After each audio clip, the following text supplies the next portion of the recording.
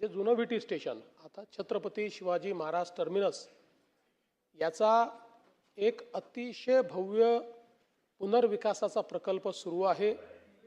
अतिभव्य अशा प्रकारचं अतिशय आयकॉनिक अशा प्रकारचं स्टेशन त्या ठिकाणी तयार होत आहे आणि हे स्टेशन तयार करताना हा जो काही आराखडा तयार करण्यात आलेला आहे या आराखड्याचाच एक भाग म्हणून त्या ठिकाणी अतिशय भव्य अशा प्रकारचा छत्रपती शिवरायांचा पुतळा लावण्यात येणार आहे।